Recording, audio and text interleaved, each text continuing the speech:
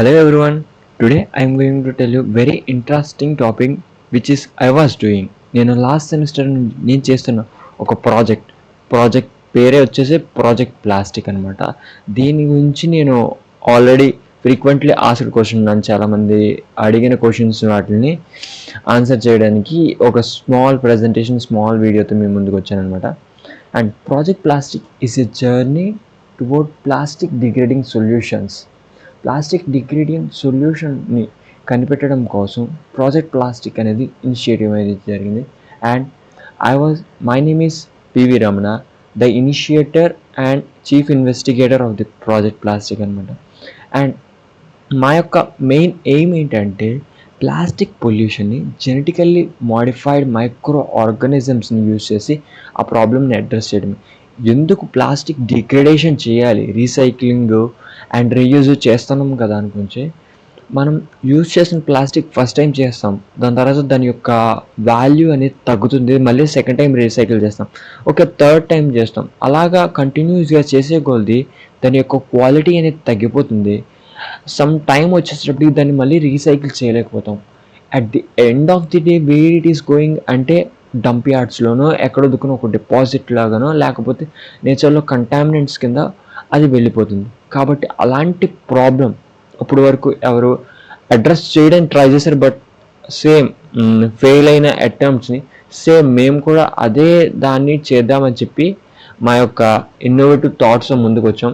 యాక్చువల్గా ఇది ఒక వాలంటీర్ యాక్టివిటీ కింద స్టూడెంట్స్ ఏసీహెచ్సి అనే స్టూడెంట్ క్లబ్లో స్టార్ట్ అవ్వడం జరిగింది. దాని తర్వాత కాలేజ్ మేనేజ్మెంట్ సపోర్ట్తో దీన్ని ఒక రీసెర్చ్ ప్రాజెక్ట్ కింద అగ్రికల్చర్ కాలేజ్ బాపట్లో స్టార్ట్ చేయడం అయితే జరిగింది. అండ్ ఫస్ట్ క్వశ్చన్ వచ్చేసి వాట్ ఈస్ ప్రాజెక్ట్ ప్లాస్టిక్. మా యొక్క మెయిన్ ఎయిమ్ వచ్చేసి ఏంటంటే ప్లాస్టిక్ డిగ్రేడింగ్ జీన్స్ని ఇన్సెక్ట్స్ నుంచి అంటే ప్లాస్టివోరస్ ఇన్సెక్ట్స్ నుంచి మైక్రో ఆర్గానిజమ్స్లోకి ట్రాన్స్ఫర్ చేసి వాటిలో ప్లాస్టిక్ డిగ్రేడింగ్ క్యాపబిలిటీస్ని తీసుకురావడమే మా యొక్క మెయిన్ ఇనిషియేటివ్ అనమాట. ఓకే, ఇంకా మీకు ఏమైనా క్వశ్చన్స్ ఉంటే నెక్స్ట్ క్వశ్చన్స్లో సాల్వ్ అయిపోతాయి. అండ్ కరెంట్ ప్రోగ్రెస్ ఏంటంటే okay, we have started with a vision. We have a vision. We need to give a solution for plastic degradation. We have a goal, means we have specificity. We have to create a specific microorganism which is genetically modified and it contains a gene from a plastivorous insect and it was going to degrade plastic అనేది ఉంది. And we have plan of everything what we have done up to now అనేది మేము already చేస్తున్నాం, సెమినార్కి ready అవుతున్నాం. And we have plan each and everything. మేము ఎలా approach అవ్వాలి, as we are UG students we don't have enough means ఎలా research చేయాలనేది లేకపోయినా బట్ వీ హ్యావ్ ప్లాన్డ్. దాని తర్వాత మేము వాటి అన్నిటిని తెలుసుకుని దాన్ని ఎలాగ ఎగ్జిక్యూట్ చేయాలి, దాని తర్వాత ఎలా చేయాలి అనే దాని దగ్గర ఉన్నాం. And we are one step behind the action, taking action. And మా టీం యొక్క కరెంట్ ప్రోగ్రెస్ వచ్చేసి ప్రతి ఒక్క team we have more than 7 teams in this project plastic. ఒక్కొక్క టీం వచ్చేసి ఒక్కొక్క సబ్జెక్ట్ అంటే ఎంటమాలజీ, ఎకనామిక్స్, ఆ తర్వాత microbiology, biotechnology, biochemistry, bioinformatics ఇలాగ 7 teams దగ్గరగా ఉన్నాయి. అండ్ ప్రతి టీము సెమినార్స్కి అయితే రెడీ అవుతున్నారు. వాళ్ళు ఇప్పుడు వరకు ఏదైతే వర్క్ చేస్తారో దాని తర్వాత ఏం చేద్దాం అనుకున్నారు, ఎటువంటి టెక్నాలజీస్ యూజ్ చేద్దాం అనుకున్నారు, ఎలాగా మేము చేయబోయే దాన్ని ముందే ప్రిడిక్ట్ చేసి ఎంత సక్సెస్ రేట్ని మేము ఎలా మెజర్ చేసుకుంటాము అనేది మాత్రం అన్నది ప్రతి ఒక్కటి ప్రిపేర్ చేసుకుంటున్నారు. కాబట్టి ఇదంతా ప్రజెంట్ చేస్తారు. అండ్ సెమినార్కి మా టీం అంతా రెడీ అవుతున్నాను. And get ready to visit, కుదిరితే ఖచ్చితంగా సెమినార్కి అటెండ్ అవ్వడానికి ట్రై చేయండి. And the next important question is each and every one will ask is who is supporting and funding hour research. First ఇది ఒక volunteer యాక్టివిటీకి support అయింది కాబట్టి మేము క్లబ్ యొక్క నెట్వర్క్ని లెవరేజ్ చేసుకుంటూ మెంటర్ అండ్ గైడెన్స్ తీసుకుంటూ ఫస్ట్ దీని యొక్క ఫౌండేషన్స్, అసలు ఇది ఏంటి కరెక్ట్గా దీని యొక్క బేసిక్ స్టేజ్ అనేది బిల్డ్ చేసుకున్నాం. దాని తర్వాత మా కాలేజ్ మేనేజ్మెంట్ అప్రోచ్ అవుతూ ఫర్దర్ గైడెన్స్ తీసుకుంటూ ఒక రీసెర్చ్ని ఎలాగ మేము ముందుకు తీసుకెళ్ళాలి, ఒక ఇన్నోవేటివ్ రీసెర్చ్ మోడ్లో దీన్ని ఎలా తీసుకెళ్ళాలని దాని తర్వాత ట్రాన్స్ఫార్మ్ చేసుకున్నాం. దాని తర్వాత ఫండింగ్ అండ్ సపోర్ట్ కోసం we have also approached some international organizations and we got a reply from them. Okay, ఒక ఇంటర్నేషనల్ ఆర్గనైజేషన్ నుంచి మాకు ఒక రిప్లై వచ్చింది and they are ready to support us, but we're waiting to be more clarity, some perfection కోసం, కొంచెం perfection కోసం మేము wait చేస్తున్నాం.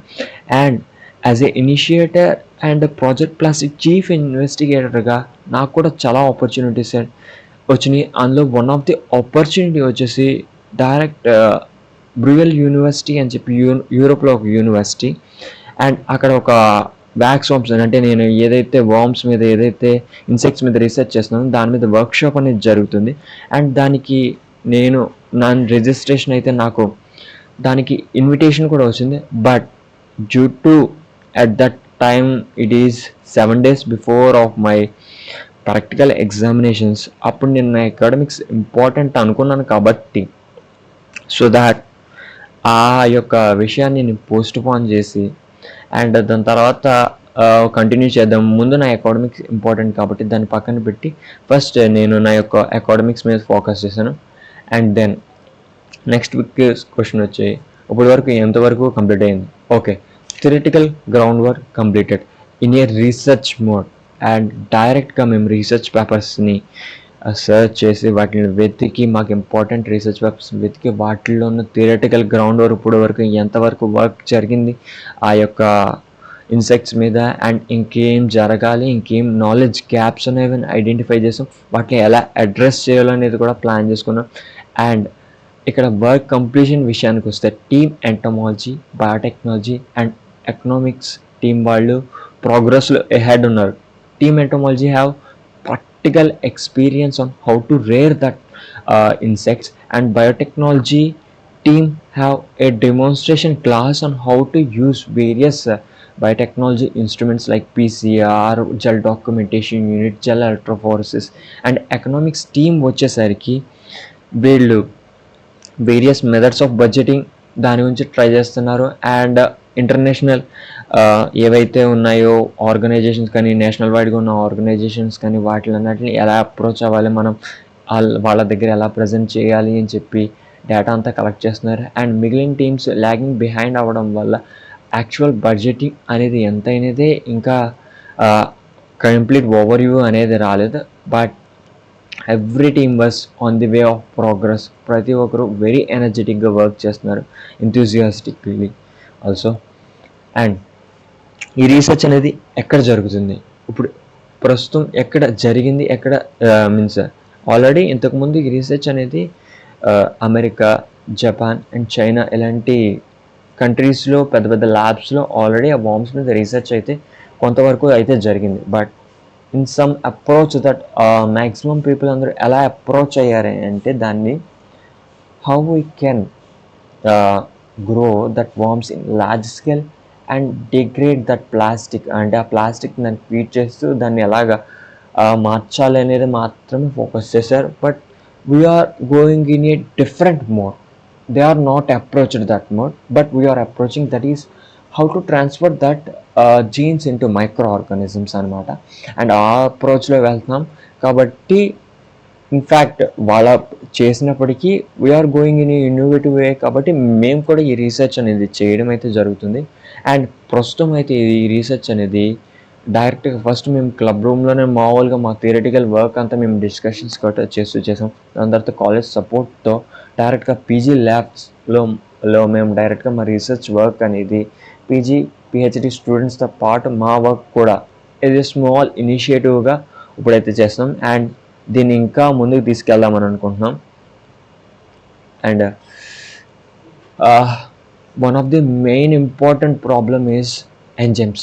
Restriction enzymes is the main important problem when we are going for a genetic engineering research. ఎందుకంటే కొన్ని పెద్ద international for example national ఆర్గనైజేషన్స్‌కే కొన్ని important restriction enzymes తీసుకురావడానికి చాలా కష్టం అవుతుంది. అండ్ క్రిస్పర్ కాస్‌నైన్ టెక్నాలజీస్ వీటిని యూజ్ చేస్తున్నారు దానికి ఆల్టర్‌నేటివ్. బట్ అలాంటి పెద్ద టెక్నాలజీస్‌ని మేము అట్ ప్రెజెంట్ ఇప్పుడున్న మేము స్టేజ్‌లో అంటే యూజీ లెవెల్‌లో వీటిని యూజ్ చేయలేం కాబట్టి we are searched some different alternatives వాటిలన్నిటిని కలిపి యూజ్ చేస్తే we can do this work simply in easy manner. And isolation కోసం మేము రిస్ట్రిక్షన్ ఎంజైమ్ డైజెషన్ అయితే వాడట్లేదు. మేము reverse transcription polymerize chain reaction ద్వారా ఆర్టీపీసీఆర్ మెథడ్ ద్వారా జీన్ ఐసోలేషన్ అనేది చేద్దామనుకుంటున్నాం. దీంట్లో complementary DNA main template DNA నుంచి డైరెక్ట్ జీనోమ్ నుంచి కాంప్లిమెంటరీ డిఎన్ఏ తయారు చేసి దాని నుంచి రివర్స్ ట్రాన్స్క్రిప్షన్లోకి వెళ్ళి డైరెక్ట్ మేము ఏదైతే సెల్స్ అనుకున్నామో ఆ సెల్స్ నుంచి ఆర్ఎన్ఏ ఎక్స్ట్రాక్షన్ తర్వాత రివర్స్ ట్రాన్స్క్రిప్షన్ ఆర్టీపీసీఆర్ చేసి దాంట్లో కాంప్లిమెంటరీ డిఎన్ఏ క్రియేట్ చేసి దాని ద్వారా మేము ఫర్దర్గా ముందుకు వెళ్దాం అనుకుంటున్నాం. బట్ ఇక్కడ ఏంటంటే మాకు ఓవర్ హ్యాంగ్స్ రావచ్చు, రాకపోవచ్చు. ఒకవేళ ఓవర్ హ్యాంగ్స్ వస్తే మేము ఇక్కడ ఇమేజ్ అనేది మిస్ప్లేస్ అయింది. ప్రైమరీ ఇన్ఫ్యూజన్ టెక్నిక్ యూస్ చేసుకొని మేము వాటి మధ్య బ్రిడ్జెస్ అనేది ఫామ్ చేస్తాం. ఒకవేళ మాకు ఓన్లీ ఓవర్ హ్యాండ్స్ లేకుండా బ్లంట్ ఎండ్స్ వస్తే T5 ఎక్సోన్యూక్లియసెస్ ఉపయోగించి మేము ఓవర్ హ్యాండ్స్ క్రియేట్ చేసుకుని వాటి మధ్య మళ్ళీ బ్రిడ్జ్ చేస్తాం. But at the end of the day మనకి ఏదో ఒక రెస్ట్రిక్షన్ ఎంజైమ్ అయితే కావాలి. ఎందుకంటే ఒక ప్లాస్మిడ్లో కానీ అలాంటి వాటిలో ఇన్సర్ట్ చేయాలంటే ఆ ప్లాస్మిడ్ అనేది సర్క్యులర్ డిఎన్ఏని ఓపెన్ అప్ అవ్వాలి అంటే we have to get some restriction enzymes. But ఏంటంటే at the case multiple fragments అనేవి ఇన్సర్ట్ చేస్తున్నప్పుడు మనకి చాలా రిస్ట్రిక్షన్ ఎంజైమ్స్ అవసరం అవుతాయి. కాబట్టి మేము ఏం చేద్దామని అనుకుంటున్నామంటే type 2S restriction enzyme shifted cleavage ఉన్న రిస్ట్రిక్షన్ ఎంజైమ్స్ని యూజ్ చేద్దాం అనుకుంటున్నాం. ఈ ఎంజైమ్స్ యూజ్ చేయడం వల్ల మాకేంటంటే different combinations of overhangs అనేవి క్రియేట్ అవుతాయి. న్యూక్లియోటైడ్స్ యొక్క కాంబినేషన్స్ ఆఫ్ ఓవర్ హ్యాంగ్స్ అనేవి క్రియేట్ అవుతాయి. కాబట్టి మేము ఒకే రిస్ట్రిక్షన్ ఎంజైమ్ యూజ్ చేసినా కానీ sometimes many times incompatible ends అనేవి క్రియేట్ అవుతాయి. కాబట్టి ఏంటంటే ఫ్రాగ్మెంట్స్ని మేము ఎలా అయితే అలైన్ చేయాలనుకున్నామో అలాగే అలైన్ అవుతాయి. దాంతోపాటు ఎక్కడ ఏ ఫ్రాగ్మెంట్ ఉండాలనుకున్నామో పాలిమర్ ఒక ప్లాస్మిడ్లో ఆ సీక్వెన్స్లోనే మేము యాడ్ చేయడానికి యూజ్ అవుతుంది. అండ్ బేసిక్గా అవైలబుల్ అయ్యే కొన్ని రిస్ట్రిక్షన్ ఎంజైమ్స్ ఏవైతే బేసిక్ ప్లాస్మిడ్స్ ఉన్నాయో వాటిని యూజ్ చేసి కంప్లీట్ చేయగలుగుతాం. అండ్ ఆఫ్టర్ దిస్ ఆల్టర్నేటివ్స్ని మేము రీసెర్చ్ చేసి తెలుసుకున్న తర్వాత మాకు ఏమర్థమైంది, జస్ట్ ఒక పిహెచ్డి స్టూడెంట్కి ఇచ్చే ఇన్సెంటివ్స్ ఏదైతే మనీ అండ్ సంథింగ్ సపోర్ట్ ఏదైతే ఉందో that is more than enough for us to build our first recombinant DNA. Okay, and then సెకండ్కి వచ్చి why can not plastic be directly fed to waxworms? This is another important question most people ask me, and the main answer is it is a pest in honeycombs. ఈ హనీకోమ్స్ pest మూలంగా in fact వీటిని artificial large scale rare చేసినప్పటికీ వాటిని తినగలి ఆ life cycle complete చేసుకున్నా కానీ ఏంటంటే ఇది ఎంటైర్ పెస్ట్ ఏంటంటే ఎపికల్చర్ ఫీల్డ్ అనేది డ్యామేజ్ చేస్తుంది. దాంతోపాటు what I was importantly observed is నేను థర్డ్ ఇన్స్టా స్టేజ్లో ఈ లార్వాస్ని ప్లాస్టిక్స్ మీద అంటే బేసికల్లీ నేను థర్మోకోల్ యూజ్ చేశాను. ఎందుకంటే అది దాని యొక్క పలాటబిలిటీ కొంచెం అంటే లూజ్గా ఉంటుంది కాబట్టి వామ్స్ అనేవి తినగలుగుతాయి అని అనుకున్నాను కాబట్టి థర్మోకోల్ యూజ్ చేశాను.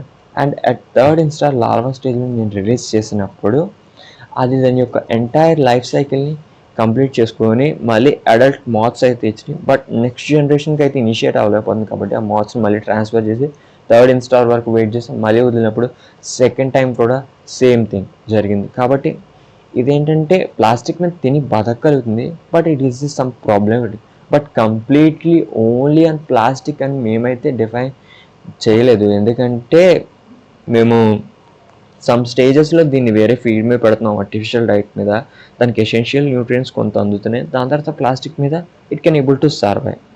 అండ్ ఇంకోటి ఏంటంటే ఇది ఒక lepidoptera and insect and it can rice bran and wheat ఫ్లోర్ని మేము దీని యొక్క ఆర్టిఫిషియల్ డైట్లో యూజ్ చేస్తున్నాం. ఇది ఈజీగా డైజెస్ట్ చేసుకోగలుగుతుంది కాబట్టి వీటిని లార్జ్ స్కేల్లో ప్లాస్టిక్ డిగ్రేడింగ్ క్రియేట్ చేసినప్పటికీ కూడా maybe it leads to a new pest, ఒక అవుట్ బ్రేక్ వచ్చి ఇది న్యూ పెస్ట్ కింద అయ్యే అవకాశం ఉంది కాబట్టి we don't want to go in that more. And next వచ్చేసేటప్పటికి ప్లాస్టిక్ డిగ్రేడింగ్ మైక్రో ఆర్గానిజం తయారు చేస్తాము, ఇది చేస్తాము సంథింగ్ ఏదైనా అన్న ప్రతిసారి every one was saying thus there are already existing plastic degrading microorganism. Yes, it's true, there are more than 700 recognized, scientifically recognized microorganisms are there to degrade plastic, but their efficiency is not enough to degrade that much plastic. That's why we approach this way. మేము ఏంటంటే high level micro ఆర్గానిజమ్స్లో ఉన్న జీన్స్ని lower level micro ఆర్గానిజమ్స్లోకి transfer చేస్తే ఆ జీన్స్ని ఆ ఎంజైమ్స్ని మేము large స్కేల్లో produce చేయొచ్చు. And high level micro ఆర్గానిజమ్స్కి ఎక్కువ డిగ్రేడింగ్ కేపబిలిటీ ఉంటుంది అనే ఎగ్జంప్షన్తో ఈ మోడ్లోకి వచ్చాం. దాంట్లో మనం ప్లాస్టిక్ డిగ్రేడింగ్ మైక్రో ఆర్గానిజమ్స్కి వచ్చేటప్పటికి మెయిన్ ఇంపార్టెంట్గా చెప్పుకోవాల్సింది ప్రస్తుతం ట్రెండింగ్లో ఉన్నది చెప్పుకోవాల్సి వస్తే పీ ఆల్బమ్. ఇది ప్రస్తుతం ఇన్స్టాగ్రామ్లో కానీ ఏదైనా సోషల్ మీడియాలో కానీ ఎక్కువగా కనిపిస్తుంది. Plastic degrading plastic eating fungi in North Pacific Ocean. Yes, it's true, సైంటిస్టులు దీన్ని కనిపెట్టారు అండ్ ఇది ప్లాస్టిక్ తినగలుగుతుంది. But the capability, the degrading capacity వచ్చేసి 0.05% మాత్రమే.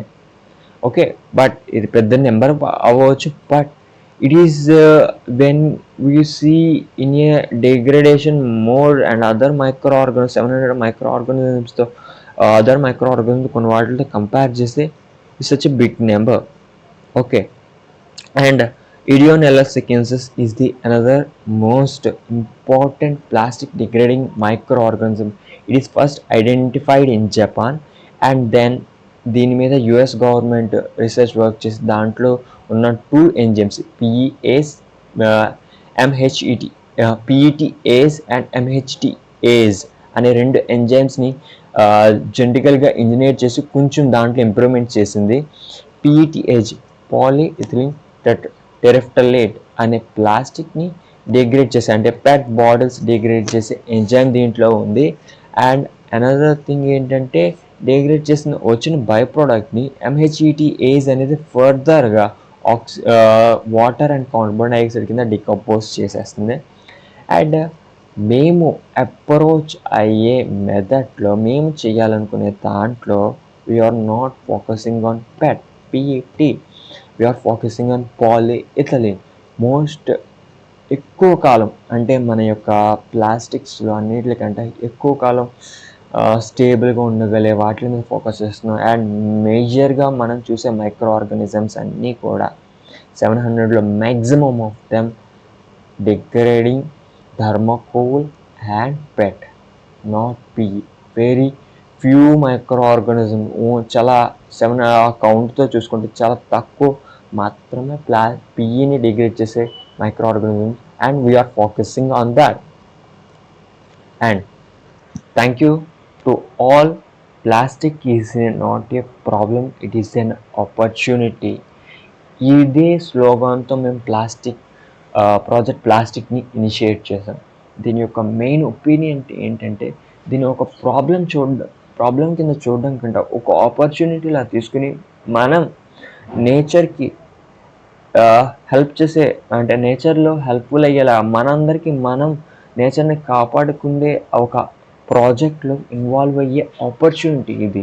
కాబట్టి మీ అంత రోల్ మీరు చేయగలిగింది దీంట్లో పార్టిసిపేట్ చేసి ఈ ప్రాజెక్ట్ ప్లాస్టిక్ని ఇంకా ముందుకు తీసుకువెళ్ళండి. అండ్ ఒకవేళ మీరు కాంటాక్ట్ అవ్వాలనుకుంటే ప్రాజెక్ట్ ప్లాస్టిక్ 9632@gmail.com దీనికి మీరు ఈమెయిల్ చేయొచ్చు మీరు ఇంకేమైనా ఫర్దర్గా తెలుసుకోవాలనుకుంటే. And last, protecting nature is our shared responsibility. Everyone should take their own responsibility to serve our nature. Thank you to all.